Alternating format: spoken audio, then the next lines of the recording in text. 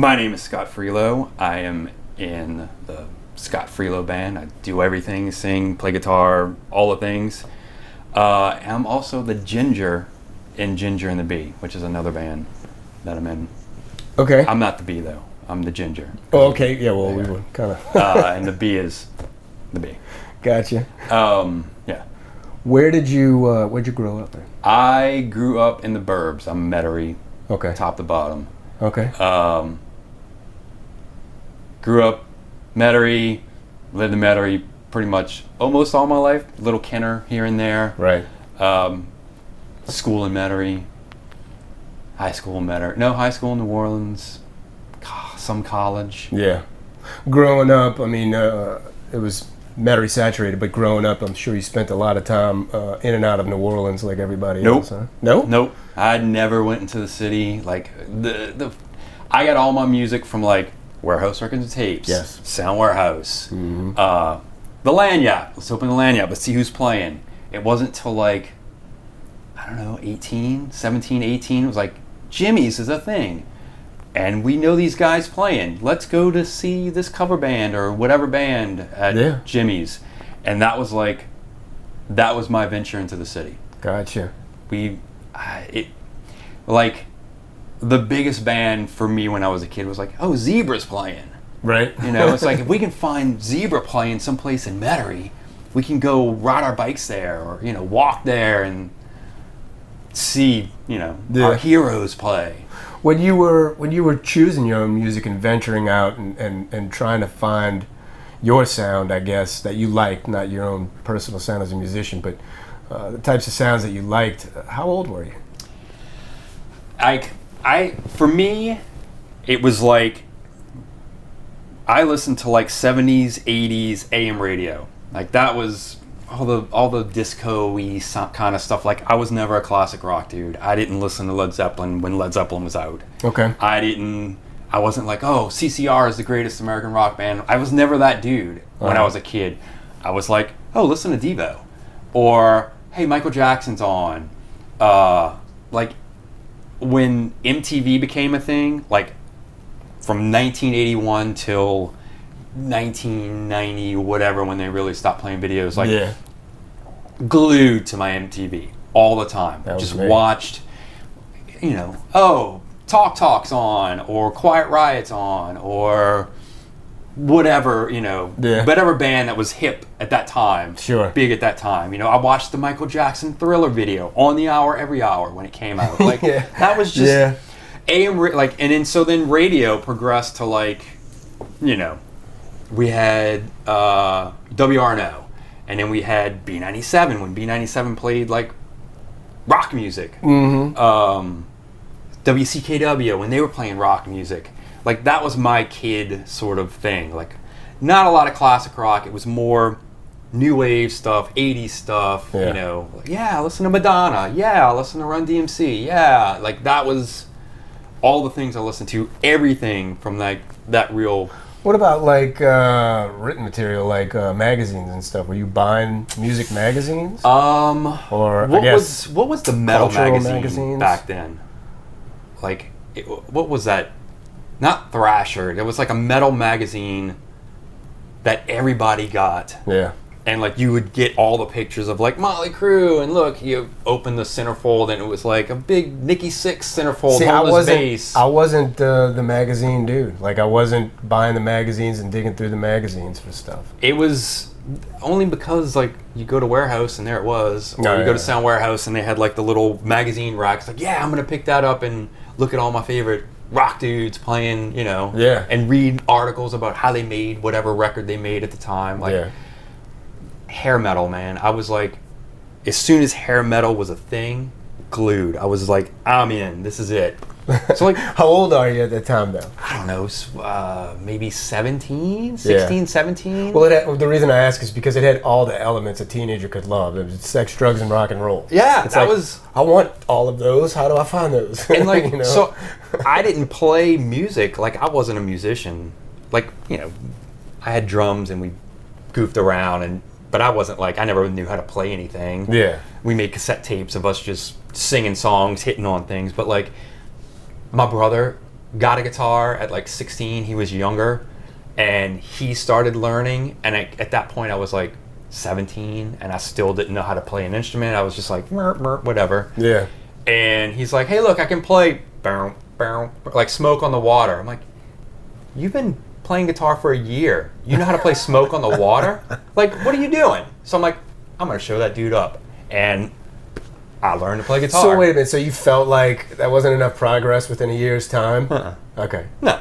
Like, I've just been playing guitar for a year. Was it the fact that he was your younger brother and there's a little Probably rivalry there? Or? Probably all of it. Yeah.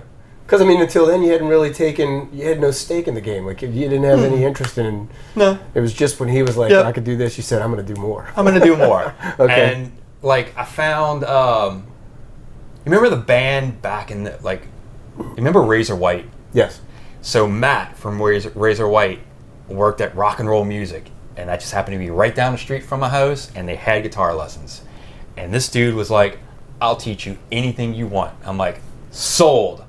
So I don't want to learn Smoke on the Water. I want to learn Paranoid. He's like, you got it. Drum it. Let's go. And Drumming? he would no, guitar. Okay. And he's like, here, showed me how to play it, wrote out these little numbers on a line. It's like, this is how you do it. This is how the chords are. I'm like, what do you call that? It's like, that's tab. I'm like, I don't have to read notes and all. He's like, nah, let's do it this way. Yeah? And he showed me a song a week. He would show me solos. And I'm like, blew my mind. Really? So like in 6 months, I'm like, I'm going to play in a band now because I can play guitar. And I got my best friends and we all got together and started a band. Yeah. And it was covers and originals, and every solo was whatever scale he would show me that week. Hey, here's the A minor scale. That's my new solo. I mean, that works. But you know what's funny when you're talking about this, you're offering examples that don't go along with like Michael Jackson and Devo. You said Sabbath and you know. Well, you know, by what, 80? So this is.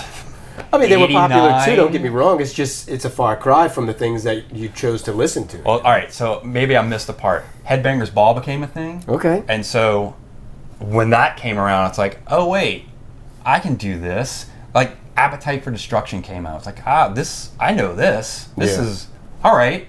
And so it's like, then it was like, I knew who Ozzy was. I'm watching the Headbangers Ball. I get to see like this back catalog of like, oh, this dude was in another band, and it's called Black Sabbath. And plus, you know, it's like, oh, I know the Iron Man song because they play it on Everybody. Yeah. No, it's on WRNO. I know that. I just didn't know it was Black Sabbath. I just knew it was this cool rock band. And the magazine put the pieces together for you. That's was exactly right. Circus? Circus was one of them. Circus was, but it wasn't Circus. That'll come to me. God, it was like Metal Shop or something. People on the other side of the mic are like screaming at Yeah, right now, you know. But anyway, so you round up some skills after about 6 months or so. You round up some friends. Yeah. And y'all start a band. Was anybody else playing prior to that, like in your group of friends, that would cause you to say, let's form a band? Or did you just say, hey, y'all need to learn how to play because I did? I was like, hey, look, these guys are doing stuff on MTV. This, like, again, MTV was like very much in my headspace. Yeah. It's like, let's do that. Let's make a video. Let's write a song. And like at least in my world, like the bigger bands that were either like really like Lillian Axe, Razor White, like, what's the other? I can't think of the other band that. You said Quiet Riot, Rap. Like in our like local wise. Oh, okay. I can't. You know, Kirk. What's Kirk's band? Crowbar. Yes. Like that was like he taught me guitar. Like that dude taught me guitar when I was 17 years old. No shit. And he's like, you know, the biggest fucking dude in the world. I don't curse. Yeah, you curse. But like those were the bands in my like sort of universe, like the biggest bands. So it's like we can be like those dudes. Yeah. It makes it seem more attainable, doesn't it? Right. Yeah. But how do you do that? Like, hey, I wrote a song, nobody cares. But if I can play a Motley Crue song and play one of my songs, maybe people will come. So then we start we mix covers in with our originals, and then that sort of becomes a thing where we go play. like Jimmy's, or we played like Muddy Waters was a place we played. I don't think we played Carrollton Station back then, but it was like we played Jimmy's a lot, and we just played covers and our originals, and our friends came and saw us, and we hung out, drank, and had a good time, and then we started bringing a crowd. And it's like, Jimmy's like, hey, you want to do this? You want to play here? It's like, yeah. But then that crowd was like, hey, it's because you guys played that Motley Crue song, or, you know, you're really good at playing Kiss songs. It's like, all right. That's every musician's, like, the bane of their existence. They'll come out with content that means the world to them, and it'll get not much action, but then they'll play something else that maybe they didn't care about, or cover something like that didn't have as much of their heart in it, and people rave over it, and it's almost like a disappointing success in some circumstances, in some perspectives, you know. I enjoyed playing a lot of people. Sure. So people showed up and they want to have a good time. I'm in. Let's play. Let's have a good time. You know, if 1,000 people didn't show up. But like if 1,000 people showed up and one person's like, hey, I got your original tape, it's like, cool. Yeah. That's awesome. Connection. Yeah. And that was the world at that point. Yeah. So that was, you know, we did that for a little while, and then it was like, it felt like a job. It became, and I mean, I was just in a cover band, and we kind of got away from doing the originals, and we did more covers, and it was fun, but it felt more of like a job. What was it like behind the scenes? Like, how often were y'all practicing, and what was that like? Oh my God. Like, we practiced every weekend 2 or 3 times. Like, we'd practice Friday night, we'd practice Saturday night, Sunday during the day, because we'd go to school during the week, and then we'd come back on the weekends, like, hey, I'll see you because we practiced at my house. Yeah. Hey, I'll see you at my house at 6 o'clock, and we practice from 6 to 11, or 10:30 when they were like, hey, and we do it every weekend, all the time. So like, and we didn't have any shows back then. We just played because we liked to play together. And so by the time we got our first real show, it was like, all right, let's go. Mm-hmm. And then even then, it was like, we do a show, and then we kind of made a rule. It's like, if we have a show, we're not practicing the next day. Sometimes we would, because it's like, oh, let's practice the next day. But it usually like practice on Friday night, play a show on Saturday night, or play a show on Friday night, maybe practice Saturday night. Yeah. Then come back and practice again on Sunday. We like playing at that point. Yeah. And so all the time. So it sounds like to you it was enough to perform, and it didn't exactly matter how many people y'all pulled in.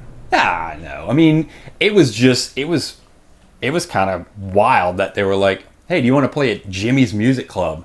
It's like, okay, yeah, I want to play at Jimmy's Music Club. Where you once were on the other side of the stage watching the people you looked up to. Exactly. All right, yeah.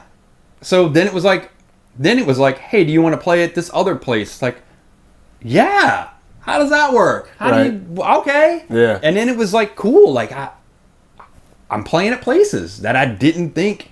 And like these little doors would open. Now, granted, like we're not blowing up the music scene, but we're having a good time. Sure. And making a little bit of money and getting some cheap drinks and hanging out with our friends, and it was living the life. Thinking back to when that all started with Jimmy, I interviewed Jimmy Anselmo, and he became fond of a practice where he would sort of audition a band. He would give them a night during the week. And if they could pull enough people, then he would say, okay, you're worthy of a weekend. Do you know what I mean? Yes. So does that ring any bells? Yes, that 100% rings bells. So we were, like, at the time, remember Metal Rose? Mm-hmm. At the time, they were playing Jimmy's. We would go see them at Jimmy's. We went to high school with them, so we knew those dudes. And one time, like, we tell the story, and it's a funny story, but like one time, the guitar player, John, was like telling Jimmy, hey, you gotta, like, we had never played a show. Like, never played a show. John had never heard us play before. He's like, hey, Jimmy, you gotta get them to play. You gotta have them play. They're a great band. And we're like, yes, sir. So we're a used great to band. this. And Jimmy gave us a shot. Yeah. I think we got a Thursday night opening for somebody. Right. We called every single one of our friends, and the next gig was a Saturday night. So it's like, there was like, again, we weren't bringing thousands of people. We were just getting our friends to come, and our friends like to drink, and they like to have a good time. Yeah. So it was like, they made money at the bar, we made a couple dollars at the door, Yeah. and everybody had a good night. Did you tell me? I don't think you told me the name of that band. I didn't. The name of the band was Antix. Okay. Antix. Okay. Because it was cool. Right. Not to be confused with Anthrax. Right. Who, I don't remember where we played, but we were on a whole local lineup, and instead of Antix, it was Anthrax. So it was like these two local bands who only our friends have ever heard of, and Anthrax was opening for that show because they mistyped the name in. Oh, gotcha. Our name in. Yeah. Jeez. But yeah, it was cool. It was fun, but like it had sort of run its course. Like in like 91, 92, when like Pearl Jam and Nirvana came around, and Soundgarden, like that was, my eyes were open. I was like, this is it. Alice in Chains was my favorite band from the moment Facelift dropped. They were it. Like I loved that band to the point where like I would write songs that were very Alice in Chainsy because I didn't know any better how to write a song. Like I would just copy them. Right. I mean, in the beginning, you don't. And my friends are like, "Why you write like you're a riff kind of dude?" Because I grew up playing the 80s, 90s riffs, and all of a sudden I'm like, dum dum dum, playing these.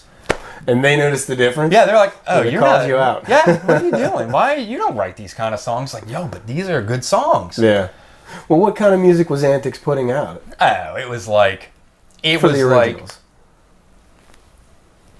one of the songs sounded like a Motley Crue song. Okay. Like we were very poppy, very easy to swallow rock and roll. Okay. And our heroes were like Motley Crue, Poison, Ozzy, Twisted Sister, like all those guys, Guns N' Roses, like that was Kiss. Who wasn't a fan of, like we were Kiss. And that's so our songs reflected that. Like that's what we wrote, and that was the songs of the time.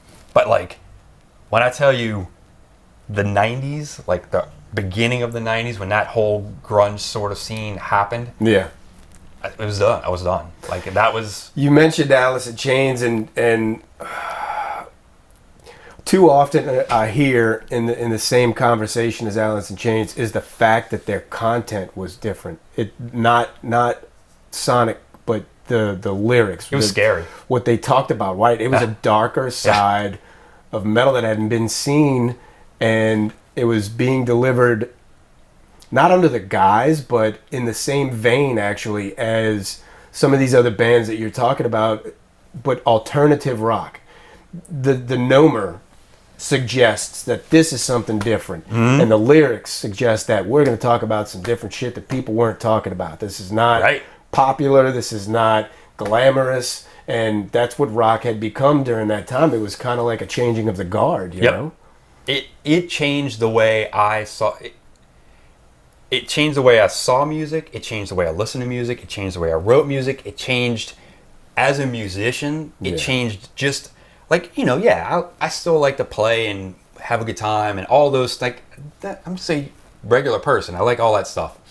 But the seriousness, like, that changed in me. Like, oh, I can write a song that actually means something. Or just taking it a little more seriously than I might have previously taken it before. Like, it just, I don't know.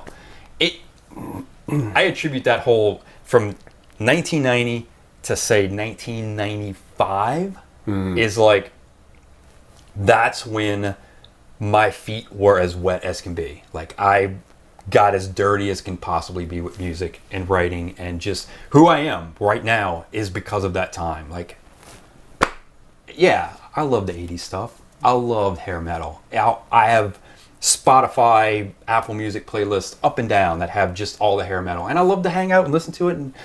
But like, if you ask me what music meant something to me, like actually, like I can get goosebumps listening to. Right. It's like Facelift, Dirt, In Utero, Versus,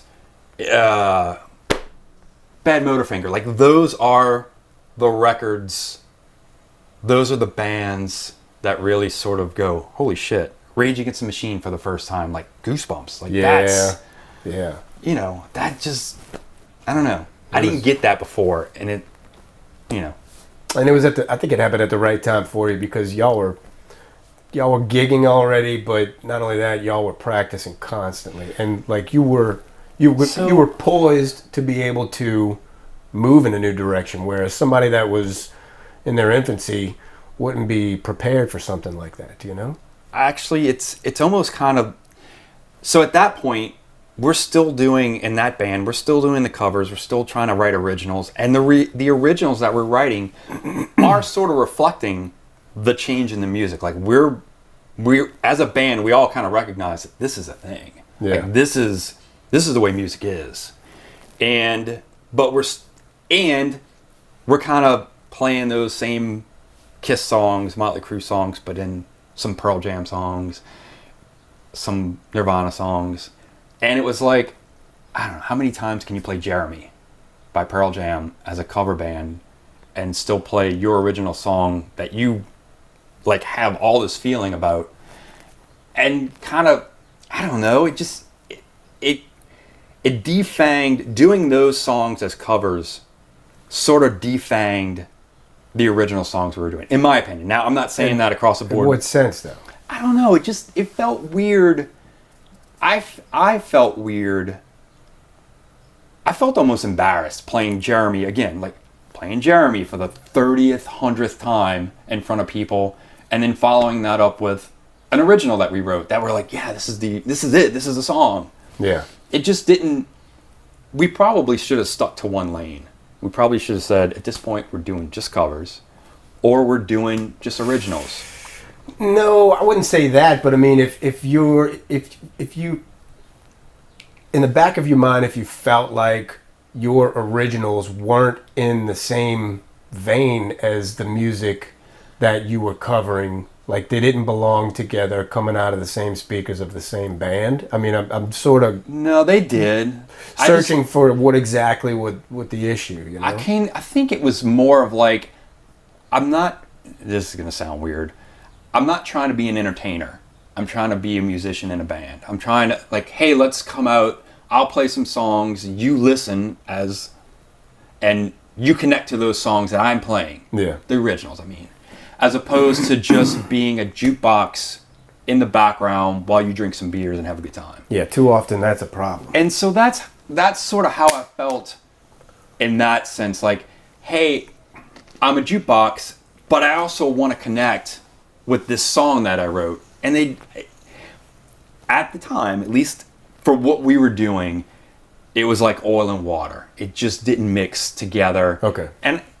And maybe it was me. Maybe I was just like, I don't know. I just didn't enjoy it as much as I enjoyed, 2 years prior to that, or a year prior to that. It just felt, again, like when Nirvana and Pearl Jam and those guys came out, like eyes were opened. I was just like, what am I doing right now? Yeah. All that was something new to you, and maybe you felt like a little bit of imposter syndrome playing. Maybe. Or just, I was like, hey, I don't know. I wish we would have stuck with it, because I think what we were doing was cool, like on the original side. Okay. And like again, we practiced every week. Right. So we were tight enough to be able to go, all right, let's just go do things, let's go play. Yeah. Get in a van and go tour at 20 years old in 1993, 94. Like, that's... So how do you address this back then? What happens? What do you do? We broke up. We got... And you feel like that was at the root of it?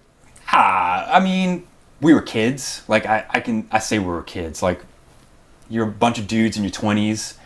Everybody's loves to drink and have a good time. And we're all kind of growing into ourselves as human beings. Like, we're trying to figure out where we belong and all those crazy ideas. Plus, at the same time, trying to realize what we want to be as a musician. Yeah. And we're getting this and this, like this kind of music and this kind of music and this whatever. It's like, I don't think we just we're simple idiots, and we Well, yeah, at just that broke up age, the I would, band, I you would know? expect that. Do you feel like any of your bandmates were as conflicted as you were with the material? I don't know. We never discussed it. because Never it was- discussed it. No, we were It just... was important to you, though. It was, but again, like, I'm 20 years old. I'm not talking about my feelings at 20 years Yeah, old. I'm just right, like, I don't want to do this anymore Yeah, with fuck you this guys. shit. Yeah. Again, two of my best friends who at any moment in time, like one of them lives down the street. Like, we still talk all the time. Yeah. And we've gotten back together and played, like we did a couple of reunions as that band, and it was a great time. But like, we all do different things now. Like, Well, yeah, and that, I mean, that's probably for the best because you knew back then that it wasn't going to feed your soul, and nothing's going to change that now, do you know? well, it's funny because like the other band, that Ginger and the Bee band that I have, like my friend that plays bass, one of my best friends, he played bass for a while for us. Okay. And it was great. And there was no conflicts. There was no issues. I was like, hey, Ted can play. He's awesome. Yeah. And we all hung out and had a great time. It was just like old times. Yeah. And it just ran its course. It's not like, Sure. I hate Ted. I don't want him to play bass Right, anymore. right, It just, right. So where do you go from there? yeah. So where do you go from there? So then I ran into a guy who was... I'm sorry, let me ask Yeah. you. You just had Antix at the time and not Ginger and the Bee? No, I didn't have that band. Like, Okay, so it's just Antix. Now just Antix is gone, and now... Antix is gone. It's like 1994. I run into this guy who we just have mutual friends. Great dude, but like, great songwriter. Like, blows my mind with his songwriting. Like, I was just like, this dude knows what he's doing. And he did all the stuff himself. Like, he had one of those Tascam 4-track recorders. Yeah. And he was like, he's one of those dudes that can play drums, he can play bass, he can play this, all the things, and he sings real well, and his songs are good. I was like, sign me up. Yeah. What are you doing, dude? I want to do everything you do. I'll just tell him I want to sit in the room with you. And like, he was the coolest dude, the nicest dude. He was like, yeah, come play. Let's have a band together. And it was awesome. And we did it for like one show. Oh, no. And then I think we recorded. That went sideways. We actually have remember DATs? Yeah. We have the DAT of it. And the whole thing went sideways, and we stopped playing. And it's fine. It happened. But Yeah. I mean, I learned a lot. I learned a lot from that dude just as a songwriter, because he was like, I don't know. It was like one of those people who just, that was the first time I met a dude who was like, oh my God, this guy can write great songs. I actually, like, I want to be around him and absorb all the information I can, Sure. all the talent I can possibly get, like a sponge. Yeah. And it was great. And again, another dude that I still talk to. It's like, it's not like we're not enemies or anything like that. Yeah. And anytime he's like, hey, I released a song, I'm like, I want to hear it 15 times. Yeah. Please call me first. You know, it's one of those dudes. Yeah, that's cool. And we just went our ways. Yeah. And then fast forward a few years, at that point I was like, all right, I'm not in a band with this dude. I'm not in a band with these guys. I guess maybe I'll just do it myself. Like, Yeah. I learned something from this dude because I learned how he did his 4-track, and maybe I can get a 4-track, and maybe I can figure out these things. He had a drum machine, which I had never heard of before. Okay. And it was great beats that he was able to just, I'm like, I can do all this. So I like copied his setup and brought it to my house. Mm-hmm. And was like, I guess I'm going to do this. I don't sing, but I'll try and sing songs and try and write songs. And at the same time, I was going out with somebody and got my heart ripped in half and was like, now I'm going to write all these songs about my feelings. And that sort of was like I was doing it, and then I had that happen, and then I was doing it more. Sure. And then it was like, all right, and like, it was the catalyst of, I'm just going to make my own CD. And like, that was like right around 98 when like people were starting to get CD burners. Right. You I was could about buy to say, you were spindles. burning them, huh? Yeah. You could upload it to the internet, to mp3.com, and they'll play it to God knows who. Right. And I was like, I'll do all this. And I did it. And that was the beginning of me being like a songwriter, a singer, a guitar player, somebody who wants to do all the things. Right. And so did that, put together a couple dudes that wanted to do it with me, and as a matter of fact, the drummer from the Antix band, he got back and he's like, yeah, I'll play. And we played and we did it for a while, and it was fun and good. And under the name of? The name at that time was Electric Swamp Gas. Okay. Fun fact, we opened for Nickelback. Cool. Props. It was before they were the biggest band in the world. They were still like, take it. Yep. Okay. They were still like little band, but that's the feather in my hat. We opened for those guys, and you know what? I never met them. I was at work, and I showed up 30 minutes before showtime because I had to work. Yeah. And they all met them, and I'm like, I don't know who these. What? Come on, y'all. I'm only the lead singer. Right. But yeah, I mean, we did two CDs with that band, and it was great. It was fun. I got really dirty with that project. It's sort of where I learned how to do all the stuff. Like, let me learn how to record this stuff. Let me learn how to make it digital, because dawn of the internet, at least as far as I'm concerned. Hey, I can make CDs to give out to people. I'm not making cassettes anymore. It's a real CD. You know, I can print on them now, and I can. Those cool things, like at the time, I wasn't listening to any type of music. Like, there wasn't any band that stuck out, you know, after 95 or 96 that I'm like, this is influencing me. Like, there was no, I was just writing songs. Mm-hmm. And like, I had another friend who was also writing songs, so like, he would write a song and I'd be like, that's cool, I'm gonna kind of copy that. And then I would kind of copy that. But you know, it was, I knew I liked at that time, like, alternative rock, kind of pop alternative rock, but I can't really pinpoint a specific thing that I was like, that is who really influenced me at the time, this band or this musician or writing style or whatever. We were all still listening to a lot of the bands that you named that changed the game for you. You know? It wasn't it wasn't an era of new genres, new materials, as far as I can recall. No, I don't remember nothing that stuck out in my head that I'm probably, again, missing. There's probably 2 or 3 bands that came out that I was like, nah, and they're probably so ingrained in my head that I can't think of, oh, that's the band, but I don't know. But at that time, I mean, we did it, and then a friend of mine's like, hey, do you want to quit your job and just go live in a van forever? I'm like, what? What do you mean? He's like, yeah, I got a band, and you can come be in my band, and you quit your band, which is, me quitting my band is me basically saying, all right, I'm not going to play my songs anymore. That was... Yeah, because you were driving. Yeah. And he's like, yeah, let's go. And I'm like, okay. Yeah, I'll do it. Let's go. Okay. And went and did that and got to play around for a year, and then I was like, this is hard. I don't like this at all.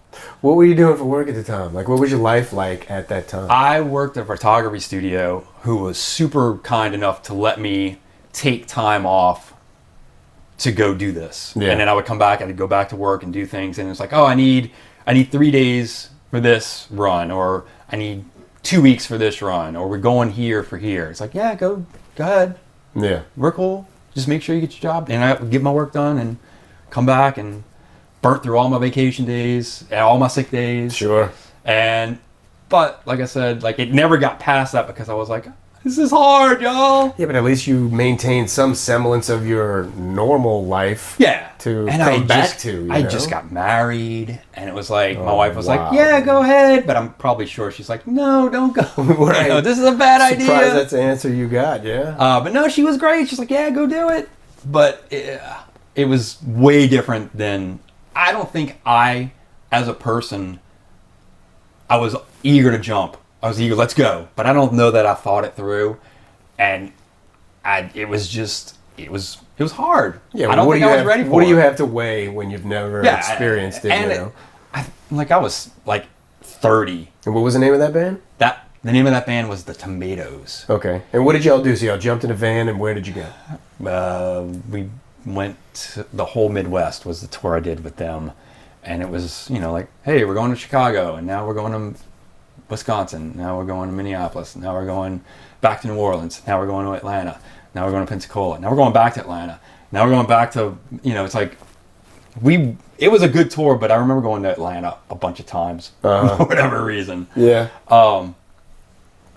We went to Chicago and played in Chicago, and then stayed in Chicago for like 3 or 4 days because Chicago was so awesome. And y'all were, I would imagine, paying for yourselves. Well, I mean, yeah, we put money in to go, and then lived at people's houses. Like, it wasn't a hotel situation. Like, we would know people that lived here or here. Like, one time we played in Indianapolis, I think, and the band house was a really nice house, and it was like 3 floors.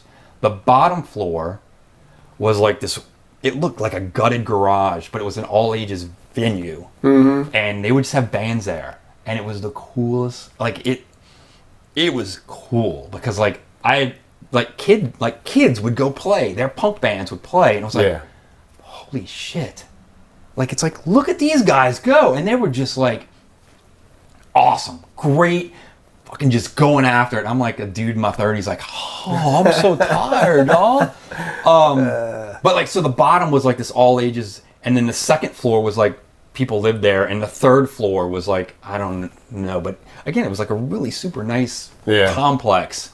But we stayed there one time, it's like, stayed at these other people's houses. One time we stayed at this guy's house who had like no AC, and it was like 150 degrees. And yeah, not cool. Yeah. So looking back on all of that, the jump off basically was you're going to go live in a van with a bunch of guys and give it a shot and see what happens. Yeah.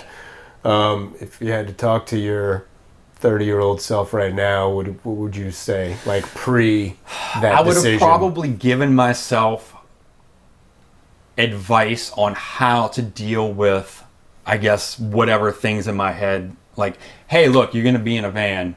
Make sure you bring 2 cartons of cigarettes. Or, hey, make sure you don't live on top of your other bandmates. Like, you don't need to be around them 24 hours a day. Or make sure you got your right gear. Like, don't leave without any guitar strings. Make sure all the chords work.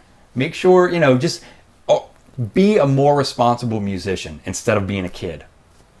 Even though I was 30 years old, a 30-year-old man, I was still being a kid. You were a novice. It's like, hey, don't spend any money when you go to a bar. Don't do that. Don't, I don't know. Just think about it. Before you go, just think about these things. Yeah. That's probably what I would tell myself. Like, you enjoy, because I loved this band. There's another band, like another guy who wrote great songs, a bunch of guys who wrote great songs that I was like, I want to be with you guys. Yeah. And then it was like, be careful what you wish for. And I got with them, and it was fantastic. I was like, this is like some of the stuff I still to this day listen to. I love it. If they called me tomorrow and said, let's play, I'd be like, tell me where. Where are we going? Yeah. But I probably would have said, think about it. Think about it. This is what you got to deal with. It's not just so have fun. The stuff that you picked up on and learned, and the things that you would tell your former self. I'm assuming as you picked up on those in the midst of all of this, it's what kept you. It's what sustained you for the length of time that it did to pick up on things like don't live on top of your bandmates and don't spend any money at the bar. I mean, because y'all did. How long did you say? 2 years? No. I the longest that I ever went out with him was like 2 weeks. Okay, and it was back and forth. It was just back and forth. Yeah, and by I think maybe like 8 months out, I was like, y'all, I can't do it. I don't. How much was it costing you all that travel? We would never go that far out. Like, it was like the Midwest tour was a lot, but like, sometimes like, oh, let's go to Pensacola and then come back through Alabama, Mississippi, and just play. Yeah. Gotcha. Smart. Like, the guy who was doing who was also in the band was putting together a smart route. Like, we had smart shows to come back, except like we did a Chicago and a New Orleans back to back. It's like, but still fun. Like, I couldn't do it, and he did all that stuff, and it was great. During that time, what were you doing prior to that on the back end for a band? Everything. Well, we talked about burning CDs and website, flyers, making the CDs, writing the songs, recording the songs. I wouldn't I would have somebody else kind of go in and do the mastering thing. Sure. Any promotion, like all of it, all of the things. Hey, we got to go put out flyers because we put out flyers back then. Yeah. All right, where are we going? All right, we're going uptown. All right, let's go. And I asked because during that era, or directly preceding it, it sounded like your comeuppance was on the back end more. In that the band? how-to. No, prior to the Tomatoes, with your prior band, while you were in your prior band, the Electric Swamp Gas, it sounded like your comeuppance, to me, or your most notable experience was on the back end, being able to learn how to execute some of these things, but you didn't get into what exactly that was, and that's why I was curious. Oh, yeah. Hey, have you heard about Neworleansmusicians.com? It's a place where articles, music videos, interviews, and streaming music from Louisiana musicians can be found. Fans can join free. Music business professionals can join free too. And Louisiana musicians can join for free as well. It's also the place where Louisiana bands go to network and get free promotion. We've definitely got plenty, like this band. Check them out. What's left for you and I?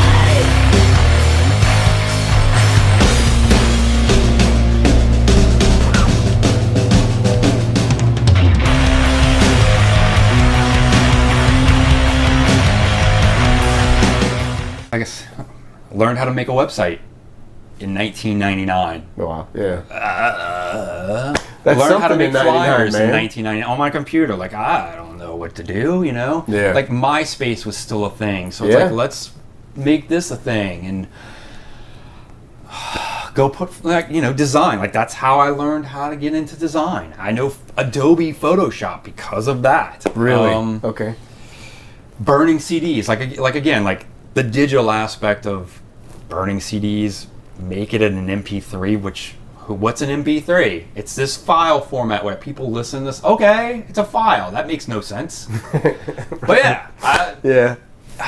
Yeah. It's a lot, man. But if I didn't know that, if I didn't do that then, today me would be a different animal. It'd be a different animal altogether. Well, also, when you agreed to take on something as seemingly big as the Tomatoes, the project size, like getting on the road with all these guys and doing these things back and forth, you kind of got to take a break from all those other things. And that's why it was kind of like a good trade-off. It was glamour. I loved it so much. It was like, I get to play great songs with great dudes, and I don't have to do any of that. Like, those, it's a big deal. Those dudes are doing that. Yeah. Now, granted, if they ask me, hey, can you make a flyer? Absolutely, let's go. I'm making whatever you need. Oh, can I?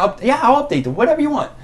Bam, I got asked. Yeah. So I was like, all right. Yeah. Do it. Oh, it's so, like, and so what happened was, after I quit that band, I quit. I was just like, I am not doing music anymore. This is it. I'm going to be a dude who has a job and is married. I have kids, whatever. I'm just going to, that's it. I'm done. And that felt good for a minute. Well, why did you say that? Was it out of frustration, or you were just tired out from the road? I think I was tired. I was just tired. I mean, at this point, I'm 35. I've been playing music, like playing and trying as hard as I can for 15 years. Yeah. And I'm, I just got on the road with a bunch of dudes after 15 years. I was like, and it wasn't what I wanted to do. Like, I didn't enjoy it like I should have. Mm-hmm. Like, because I really wanted it. Like, I was like, but it was just hard. And I didn't have the, What made you get in so far to the back end of promoting a band when initially all you wanted to do was just go play because it was cool and fun? Like, you mean in general? Well, in the beginning when you were playing at Jimmy's. Huh? All right. With I was making those flyers back at Jimmy's too. Really? Marks a lot and drawing. Okay, and because you wanted, you wanted to pull a few people to your shows. I get that, but like you said, it wasn't important if people showed up or not. It was just the fact of playing that attracted you. Now, you go down the road 8-10 years, and now you're well into, you're designing not only flyers but the website, and you're burning CDs, and you're through Tomatoes getting to learn about how to run routes, and like it's a lot for somebody that just says, you know what, I just want to play. It's a little bit more than that. Because all right, I got the answer. Back in like the beginning, like you would walk around town. I say town, I mean Metairie. Sure. And you would see band flyers on the pole. Back when we could still put flyers on poles. Tons, yeah. And so it's like, well, that guy's flyers on a. Let's put our flyer on. Well, we need a flyer. Who's going to make a flyer? I'll make a flyer. All right. Well, let's make a flyer so we can have one on a pole. You're motivated by rivalry. I mean, like 1,000%. Maybe not right. Well, yeah. Yeah, if they can do it, let's do it too. You picked up a guitar in the first place because your brother. Right. And then right. How much owe you for this therapy? Yeah, right. Dr. Phil. So, okay. So going back to the CD part of it, so that's the beginning. Like everybody needed a CD, and now I can make a CD, and I don't have to spend thousands of dollars on having. I mean, yes, you can, but I can make a CD to give you. Yeah. Oh, let's do that. Oh, wait, I can make a website. I don't have to call somebody. Oh, I'm gonna do that. Is it good? I don't know, but I can make like the do-it-yourself aspect of being able to do it myself. Oh my God, that's worth all of it. I was like, yes, if I can not send my stuff off or have some third party doing these things, yes, I can have a real CD. Yeah. Like the bands that I love, they have real CD. I can have one, but I can make it in my house. Yeah, I'm doing it. Yeah. I'm doing it. That's funny. And so far back, people don't realize, some people that are listening to this or watching this might not realize what it was to have your band have its own website in the late 90s. There wasn't a thing. Oh my God.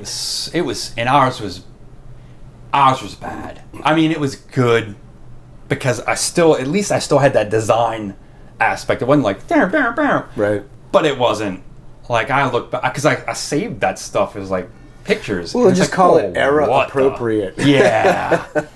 Yeah, thank God we didn't have like phones for that. But oh my God. Dude, I interviewed Chris Rico from Misled, and his dad was a photographer. And when it came time to make their album covers, well, their demo tape, I guess it was, his dad knew how to, through exposure, burn the logo onto the album cover. And I was like, that is dedication, dude. People don't realize, like, if you're not some huge record company doing this stuff at your house, especially back then, compounds my interest in it, because it was something that you really had to work your ass off one at a time, just like burning the CDs, one at a time. Yeah. You know? And it shouldn't fall on deaf ears. It's commendable, and it's something that caused you to stick with it, not only for the do-it-yourself aspect, but just the interest in the back end has sustained you all this time, and kind of enabled you to keep doing what you're doing, even to today, which is what brought me here, I might add, because I saw your ads on Facebook, and kept seeing them, and thought, I liked that I appreciate saturation in a marketer, especially when I find out they're local, because I'm like, oh, go. I hope that dude. I hope that dude does something with it. You know, he's doing the right things. But it was clever. The little video was clever, and the offer was clever too. To offer your music as a free download. You also, if you want the CD, I'll send you the CD for free. Just cover the shipping, and you get a download while you're late. Yep. Wait, why not? You know what I'm saying? And I thought it was put together well, and that made me dig further.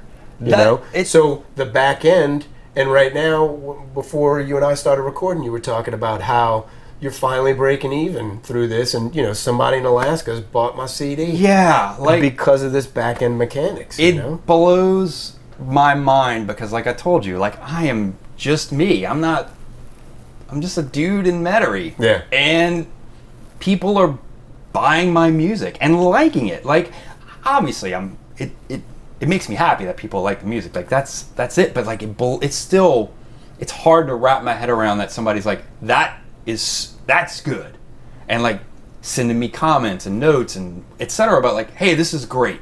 I'm like, thanks. Like that means a lot. Like it really means a lot. Yeah. And it's not like thousands and thousands of people, tens of people. And that's all. Okay, that's great. It's a positive response. It might be on a smaller scale, but I wouldn't hold yourself up to the measuring stick of the amount. You know what I'm saying? The metrics don't matter. It's the response itself, I think. Yeah. I think that's commendable. That's awesome, man.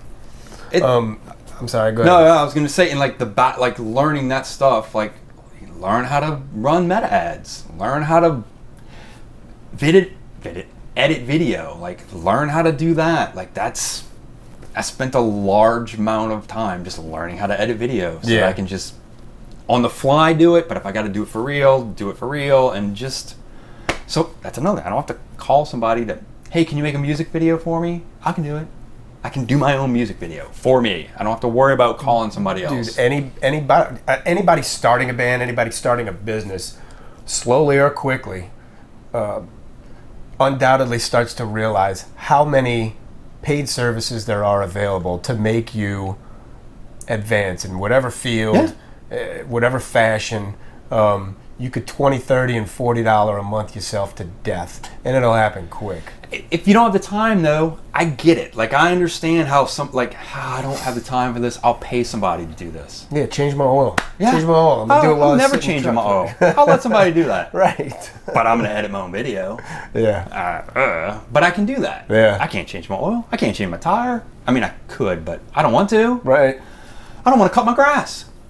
But it's, like the social media aspect of it. Like I hear like that, people go, oh, I don't want to be a content creator. I want to be a musician. Yeah. Well, you kind of have to be both. Like in the 80s or the 90s or even whatever, like those guys had to make music videos. Sometimes 3 and 4 music videos, depending on how many singles they did. Yeah. Spend all that money, go to some studio somewhere, probably either lose money on it, pay it back, whatever it is. Yeah. To have one video, and that's your legacy. That one video is your legacy. Sure. Whereas now, we can do it. We can do it tomorrow. You want to do one now? Let's do one now. Yeah. Do one tomorrow? Like, I can have 30 videos in an hour. Yeah.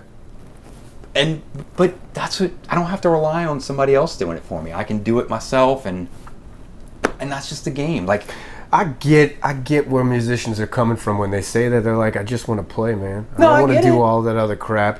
And I've talked to a lot of them and just, I guess as words of encouragement, told them just figure out the means of collecting it and then deal with the rest later. Because once you start to get it and view some of it, something's going to appeal to you and light that fire under your ass to be able to say, all right, I'm going to figure out how to edit stuff. But just don't,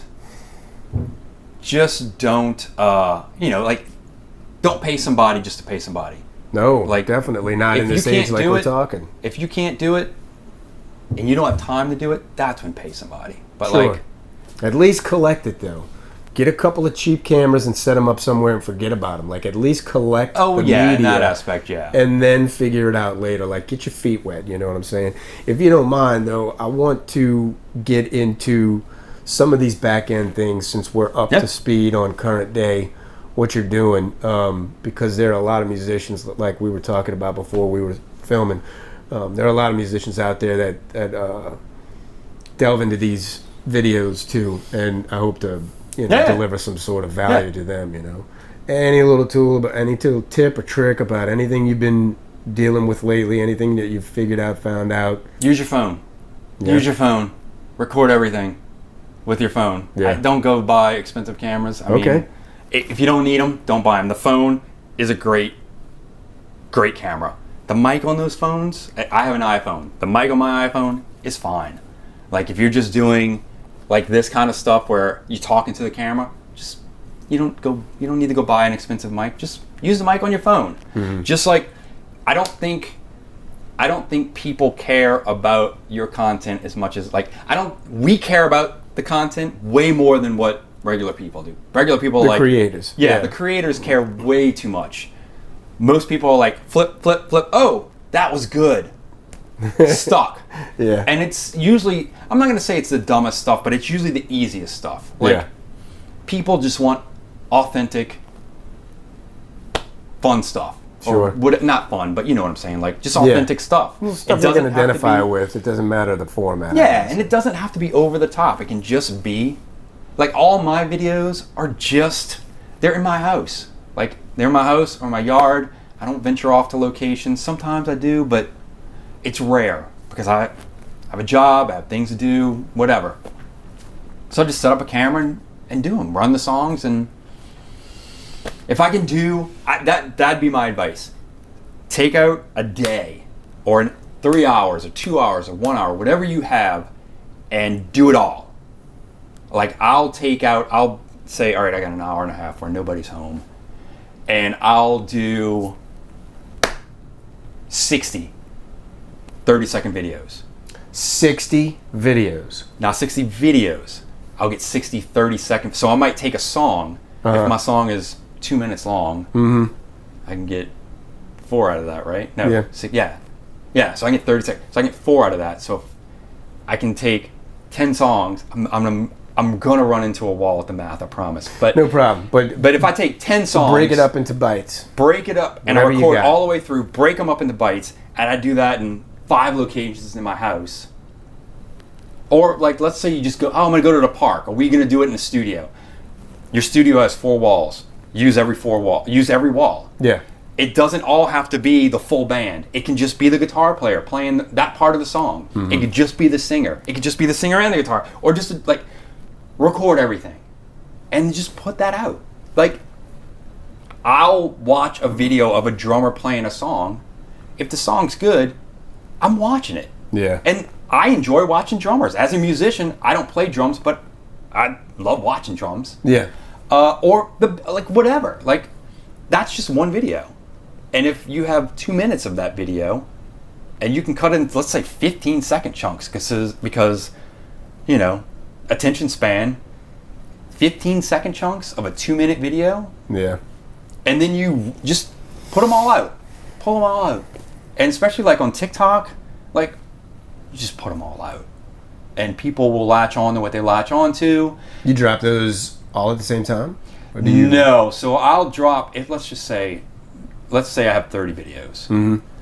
I'll go, all right, I have 30 videos. If I can post once a day, then I have content for a whole month. But like some of the videos I did a month ago did good. So then I'll either copy them or I'll just repost them. On TikTok, it doesn't matter because it's like you have new fans or new likes or Right, new it's new whatever. to them. So you It's repost always, them. Gotcha. That'd be my other part of advice. You have old songs? Put them out. Because your old song is new to somebody. Yeah, even I, with the content that I create, always tried to put out something new to me, and I never thought to myself, post it again, because the people that are on the algorithm right now weren't a while ago. They could be new followers and the old ones are gone, or it's a constant turnover. Even if they are your followers, if you posted the same video, let's say 3 times a week, let's just say for whatever reason, I might be your follower and I might see your video, but maybe I'm watching TV at the same time, or maybe I'm just not paying attention and I just happen to scroll through, or maybe I can't listen to it because my family's in the room. Yeah. And all right, I'll come back to this, and I don't ever come back to it. Can't find that. But then anyway. I see it again. It's like, oh wait, I saw it. Oh, that's the video I wanted to watch, and then something else happens. Yeah. And then it's a good point. Finally, a third time, I'm like, I'm watching it now. Yeah. Or maybe I'm just appreciative that you're putting out content, and I like you, so I'm glad that you're putting out. And you know, as a musician, I know what you're doing, and I want to help you. Yeah. As a fan, I might just be like, well, I like this. I'm glad. I'd rather see this than some guy rant about whatever. Yeah. Or some, toxic bullshit, whatever. Sure. It's art. It's music. It's a band I like, or an artist, or a station, whatever. I fill my algorithm with that. Please. And, that's... So, yeah, it might seem like it's old to us. Right. Because we're the creators. In our eyes, it's redundant, but to the viewer, it's something new. Yeah. And just, comment on everything. Like, if somebody comments to you, comment back. Yeah. Always write back. That's good. Like, it helps the algorithm, but mostly, as a fan, I'm like, holy shit, they wrote back to me. This is so awesome. Right. And I've been in the social media game, like, that was my job for, like, 10 years. So I know that not every big star or whatever like that is commenting. It's probably their PA or their social media manager. But sure. Maybe it is. Yeah. But I see that little blue check and celebrity commented back to me. I'm like, oh, that's so great. Oh, I don't know. It's great. Yeah. So, yeah, that would be my... Don't post something and then walk away. If somebody comments, if they take the time to tell you something, talk back to them. It's a lot. I try Even if it's to, I know. as best I can, and I think I'm keeping up with it.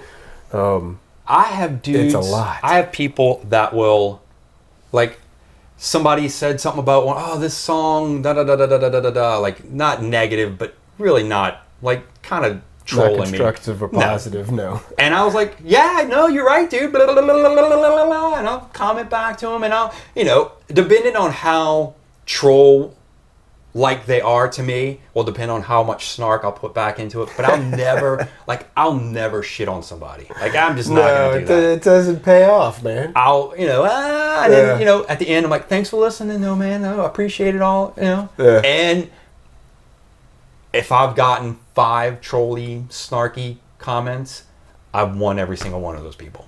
They're like, oh, thanks. That's, you seem like you're a pretty cool person. I'm like, I'm not Didn't cool. play into the bullshit. Yeah, That's all. but I'm not gonna. I'm not gonna play that game. Sage advice, man. On the technical end of what you've been doing behind the scenes, anything you told me before we started recording about a bass trick that a friend passed on to you. So, all right, today, I don't know when this will come out, how your timeline is, but today I put out a new song called "Zombies Make Good Roommates." Right. It's my new single. Hey, fanfare. And it's very Weezer sound like. It's very Matt Sharp bass like, where it's just that fuzz tone and then I sing over it. yeah. And that has sort of been like, I wish I could figure out that. How did they do that? Anyway, so I've always tried to kind of mimic that tone unsuccessfully, but in my head I'm like, that sounds good, I like that, that'll be my sound. And a friend of mine called me who has helped me produce a bunch of music, and like he's like my sage mentor of recording. Sure. Like he gives me all advice. Calls me the other day, like I had already finished this song, mastered it, it was ready to be delivered. I've just been sitting on my hands, I haven't delivered it yet. I need to send it up, put it up online to get it going. He calls me, I'm in a meeting, he calls me, he's like, hey, you got a minute? I'm like, yeah, dude, I got a minute. What? He goes, Weezer, when they recorded that Blue album, instead of making the bass and the guitar separate, treating them as separate instruments, they treated it as a 5-string, if I'm listening to this correctly, a 5-string instrument, one instrument altogether. Okay. So the guitar did its thing, the bass, Rick Ocasek would make them play the bass in downstroke, so everything was dun dun dun dun downstroke, no up and down, and not every note was a root. Some of them were fifths, some of them were thirds, or they would like play the fifth and the root, so it would sound like the bass would sound like almost like another guitar, part of the guitar, yeah. Another part of guitar. I did not know that. Yeah. I never even thought to ever do that with a bass guitar. I was always like, you either play the root or you do follow some drums or whatever you do. I've always thought of the bass guitar as like that foremost is a percussive instrument. Yeah. So it's not supposed to like walk along with the guitar. Exactly. Yeah. He's like, no, they did that Blue record where they would just, everything was dun dun dun dun dun. And you would have fifths and thirds and roots, and it was all treated in the same sound. Complimentary, huh? I'm like, okay, well, shit, now I need to try that because, again, like I said, that was sort of the sound I've been trying to mimic for a while, like getting that fuzzy sound to try and incorporate that into my music. Unsuccessfully, I have no idea. But, right. And he told me that, I'm like, oh, no. Now I need to re-record my songs. Yeah. And I just did this song. So I tried it. I tried it with the song that I just released. I tried it, and I was like, oh, damn, this sounds see, that's great. That's like an indirect, because all those things that you just mentioned merely allowed the two guitars to be run on the same track through the same effects at the same time. So it was necessary, but it also added an element that you didn't realize was there No. in the beginning. No. And again, like mind blowing. I'm like, I will record I don't care if 99 out of 100 people call me out on it. Yeah. I'm in. I will record every bass like that forever. Because I found it. I found the golden goose. Yeah. Everything. Again, I don't care. I don't care if somebody calls, you copy. I don't care. Is it, because, I mean, not just with this, but with other things, is it for you like it is for me, where when you find something you like, you almost become a fanatic for it? Oh, yeah. You jump in way too deep. Uh-huh. Yeah. I get buried very much into it. And then Can't help myself. Yeah, sometimes I just own it. I'm like, I'm just that guy. I don't care. My wife called me a Bible thumper about supplements and health and stuff lately, and I'm like, I'm sorry, but when I find something that I just can't believe it's worked so well for me, or I love it so much, it's like I can't help it. It's like if I had a pizza right now and I took a bite and I was like, this is fantastic. Slices are going to people. Yeah. Like, you gotta try this. I don't know. I mean, I guess it works to their benefit sometimes and to their deficit when they get tired of hearing my shit. You know what I'm saying? But it's a fun journey for us anyway. Nonetheless. Yeah. I get way into it, and then I'm like, I can't stop now. I can't stop, and I don't know. I don't want to. And like, again, like the Ginger and the Bee Band, like I might incorporate that sound into that. Like that's. Tell us a little bit about that, because we haven't really touched on that. That's present day. So I guess back in like so I in between all that, I had another band called Slack Adjuster, and we were like again, copy a band like Fu Manchu. Like, we love Fu Manchu. Like, we love Suplex. Like, that is. So I was like, a friend of mine called me. Like, I said I quit music. He's like, hey, let's be in a band. I'm like, okay, whatever. We start this band. It's great. I get a lot of aggression out of my system. It was like a therapy band. And then that band sort of ran its course. For no reason at all. We just kind of stopped getting together. What was the name? Slack Adjuster. Slack Adjuster, okay. We just kind of stopped playing. And I was in a cover band. I was in an all-female cover band, punk cover band, called the Vinyl Girls. Okay. And all we did was play punk songs. You were cover band. Just I played guitar. Any singing? Just nope, guitar. Just play guitar. Okay. Like a friend of mine called me. He's like, "Hey, do you know any female guitar players who might want to be in this band?" I'm like, "I want to be in this band." I don't know. I want to be in this band. Yeah. She goes, "Oh, okay." So we did that for a while, and that was fun. But like, it sort of ran its course too, and it was me and the singer. Everybody else had kind of teetered off, and it was me and the singer. It's like, well, you want to keep playing, right? You want to play music. We can't do this. Let's just write songs. She wrote songs. I wrote songs. Okay. We needed to write songs, and so it's like, let's just write songs together.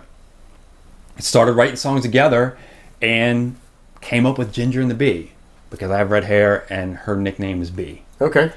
But it's B-E-E, like the buzz. Is it still like the punk genre? No, it's not even close to that. It's more of like, I mean, we kind of like that, but it's not. The songs are more alternative, pop, alternative in nature, I would say. Yeah, it's not really. There's not a whole lot of. One of the songs maybe, but it's not. It's not something we dwell on. And for the Scott Frilot band, what would you, to a new person that hasn't heard your music yet? I have had people tell me that it sounds a lot, not a lot, but they can see how the president of the United States was an influence on my music. Okay. I can sort of hear that. Again, like it definitely does not sound like Weezer, but like my influence, like that Weezer-esque Matt Sharp bass sound is like that like I like that fuzz sound. I like that very dry. I don't like overly produced. I'll listen to it, but I don't like to make overly produced. Coming from you, yeah. Yeah, I like that rather dry sort of sound where it just sounds like in the room, where none of it's in the room, but like it sounds like it's in the room without a whole lot of reverb and effects and things like that. Just that, almost like what the White Stripes did, I guess the first record, not the one that, even the one that went super popular, but the one before that, like it was just stripped down. Yeah. That's my goal, at least, to try and do that. But I would think that's more like rock, alternative, pop. It's definitely, it's not punky, but it's very fuzzy. It's very dirty. It's very, it's not deep. I don't write deep songs. I kind of, at 53, I still have things to say, but I don't have a lot to say. Well, it's not as much angst as a 20-year-old, you know? Yeah. Right. I have some piss, but not that much piss. Right. So I'm more, my songwriting is more of like telling a story. Yeah. As opposed to telling you how I feel. I got like, right before COVID happened, I kind of wanted to be a better songwriter. So I was just writing a song a week. I was like, I want to put it out. Like, that was my goal. Write a song, record a song, put out a song every week. And since that's impossible, at least in my eyes, it was impossible, I started a podcast. And so I would just talk a little bit on the podcast for like 5 minutes and then tag it with a song. One of the songs I wrote. So it was more like, you know, like when people post like weight loss pictures, like, look, I did this. Yeah, but listen to what you're saying. I know what you're like, I tried to take on this project that really was actually unrealistic and too much for me, so I started a podcast to help with that. Yeah. I don't know. I don't know if that works. I did 100 episodes. That math don't math. I did 100 episodes. I had 100 songs. I ran out of steam. Like, hit the wall. I guess so. But I did it for like 2 years. But it got to the point where it's like, I was getting better at writing, at least in my opinion, I was getting better at writing songs because I was working out that muscle every week. Yeah. And I put myself under these ridiculous timelines and was able to go, but I did it. And then, you know, it started out as, I'm just going to record a guitar and sing. And it was like, oh, I'll put a drum in here. Oh, well, let me put a bass in here. Oh, let me do a harmony now. Oh, let me spend more than a minute producing it. Oh, let me spend more than a night producing it. And then it was like, all right, I'm not spending any more than 2 days producing these songs. This is ridiculous. Yeah, at a certain point, you have to. This is ridiculous. Yeah. Not if I want to do it. But then that sort of got to be my thing. It's like, all right, I'm only going to spend a certain amount of time on this. And after that, it's done. I can't look at it anymore because what extra can I do? At least you can recognize that. It's hard for me to flip the switch off, dude. I'm not going to say it's still hard. I'm an addict when it comes to let's keep peel going. Yourself away from that. But so, you know, like that, I did that. And so I don't know where I was going with that part of the story, but I was able to just kind of put out a bunch of songs and I don't know where I was going with that story. Well, we started off on like a totally different tangent about describing your sound, and then you got into, by the way, you were in a band previous years back.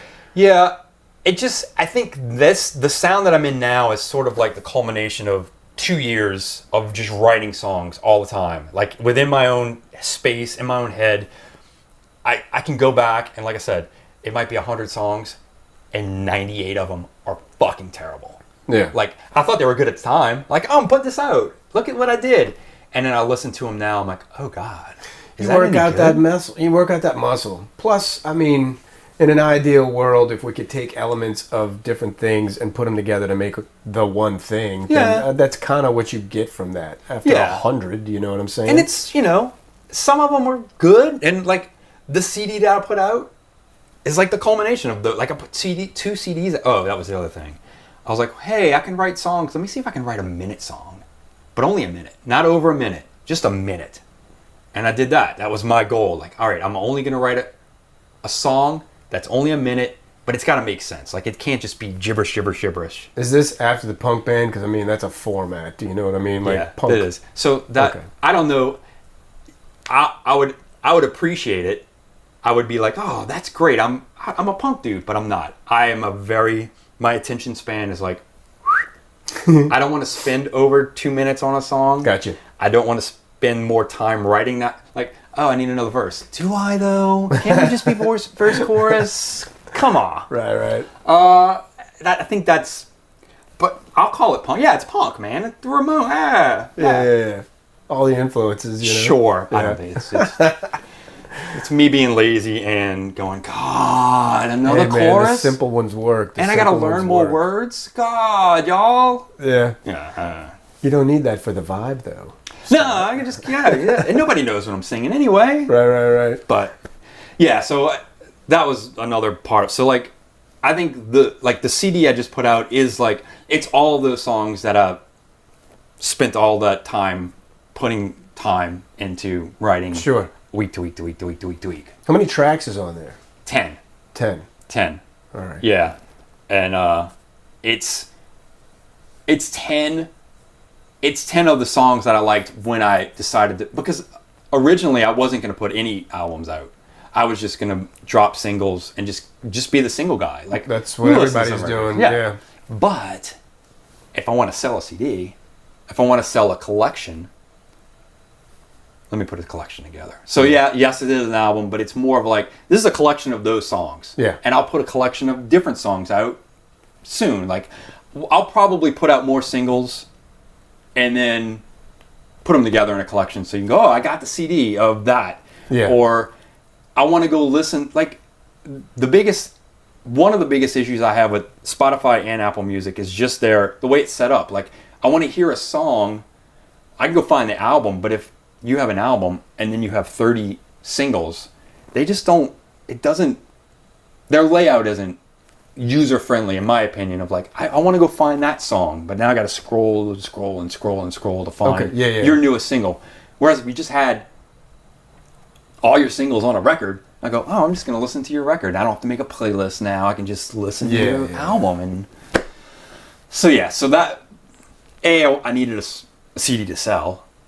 And B, I liked having my stuff in one spot so that anybody who's like me, who doesn't want to go hunt down every song, can just find them. Here they are.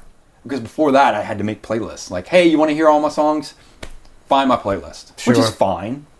But, we know how much, like, I just got I got a thing from my distribution who was like, hey, you got all these streaming song, blah, blah, blah, blah, blah. And it's like, here's $25. It's like, awesome. That's 3 years. Yeah. Thank I just you. made a post today on Facebook. I counted. In the past month, 244 pieces of original content posted to Facebook and Instagram, and they sent me a check for $6.31. Yeah. Like, why bother? What are you doing? It's like, doink, right in my head, Whereas, like, CDs... Hey, but so you're covering a medium to get it out there, and for those of y'all that haven't seen this on social, it's Scott playing, and the offer is he'll play a little snip of the song right then and there, but the offer is that you can have the CD for free, just cover shipping, and that's honestly what he's doing. There's no hidden fee or hook or catch or any of that, and in the time that it takes for that CD to get to your place, he'll give you the download for free. Yep. So you can't beat it. And he's getting his music out there. And as a result, some of the notable things that have put a smile on your face, what has happened? So people have latched onto it and have, like, bought from me,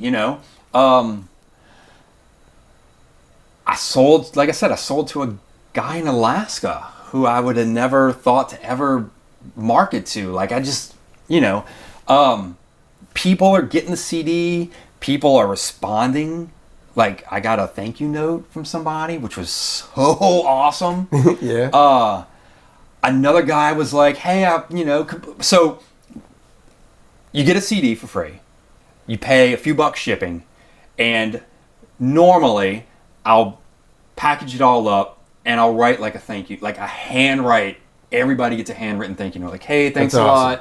lot. And we seem about the same in terms of age. Like, I don't know when the last time you've written anything. Right. I'm all about typing, but Yeah. right. So like my penmanship is terrible. So like a lot of my thank you notes are me scratching out, apologizing for my penmanship, just whatever's on my mind at the time. Like it's thank you, obviously, but like hey, thanks so much, blah blah blah blah blah blah. So everybody gets a thank you note, and if I have a sticker or if I have a button or something like that, I'll send. That's super cool, man. And so like I've had somebody like, I got your thank you note. I put it up on my wall. I'm like, my scribble scratch. You want my scribble scratch? That's awesome. Yeah, but you know what it is? It's not the frequency with which we write letters. It's the connection. Yeah. That's scarce, and this is a connection. And that's scarce. It's valuable. Yeah. It's like there's an unspoken value to it that, like you said, puts a smile on your face, puts a smile on their face. Yeah. What the hell? It's cool. It's cool. And it, again, like I'm able to finally figure out the Facebook meta advertising situation to be able to reach the right people. And I don't need, if we had millions and millions and millions and millions of fans and followers and listeners, that'd be awesome. But like hundreds, tens, ones of fans, sure, Yeah. man, it's cool. It's cool. And like, again, I made $25 for 3 years of all, not just Spotify, all the streamings. I made $25 yesterday. Yeah. I'm just selling a couple CDs. Yeah, the physical product is saves lives in bands, man. Too many times I've heard bands talk about any kind of merch you got for the next show, anything, t-shirts, stickers, vinyl is hot again, which is crazy. Somebody asked me for vinyl the other day. I'm like, I wish I had the money to upfront vinyl. Yeah, I'd do it. Yep. Got to pay that front money. Yeah. Tell them where they can find it, man. So 45.scottfrilot.com. Okay. That just the number 45 dot my name scottfrilot.com, and that'll take you right to the site. You don't even right there. Scott with 2 T's, Frilot. Yes, Scott 2 T. Yes. 45.scottfrilot.com. It'll take you to a page. I'll have a little explanation of what's going on, a couple jokes, some snarkiness. All you gotta do is click the button, fill out your information, few bucks, CD yours. If you want to pick up some extra stuff in there, go for it. But you don't have to. If you want to listen to the song, like the song that I have in the ad, go for it. It's free to listen to. Cool. No issue. You watch the video, you can watch the video. You do whatever you want. Yeah. You don't have to buy at the moment if you don't want to. Come back to the link. It doesn't matter. Yeah. But you want the CD? Like I said, I'll send you a free CD. All right, so if this blows up, I mean, are you once again living in a van, traveling across the country, or is that changed? I'm not living in a van. No? If I live in, it might be a nicer van. Yeah. And, if I can put together a relatively small band, or maybe in my car. Yeah. Nicer. Yeah, dude. That's I need what I meant AC. to ask you.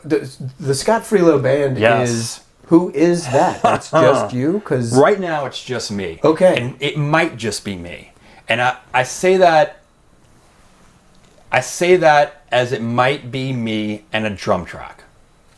Maybe not. Maybe I'll get a call and be like, hey, I'll play drums for your band, or I'll play drums and bass for your band. I'll do this. Present day is what Present day. Yeah. If I were to play a show tomorrow, it would be me with an electric guitar and a drum track that I would have to. I have like one of those foot pedal strings that with trigger. That. Yeah. Yep, that would be it. And I would really sing and I would really play guitar, but the drums would be the track. Sure. And I think it's suitable, man. I think it's more than suitable because of the sound that you're going for is a stripped down. You're exactly right. That's accommodating. Yeah. Yeah. Yeah. I like playing with a band, though. Don't get me wrong. Like, I like the connection of turning around and seeing a drummer and harmonies, all the things. But, like, I'm not going to... As it is, I'm like, I'm going to use a drum machine. I'm going to really sing, though. I'll really play guitar. Sure. Well, that's great, man. Thank you so much for your time. Thank you, dude. Appreciate it. Yeah, man. All right.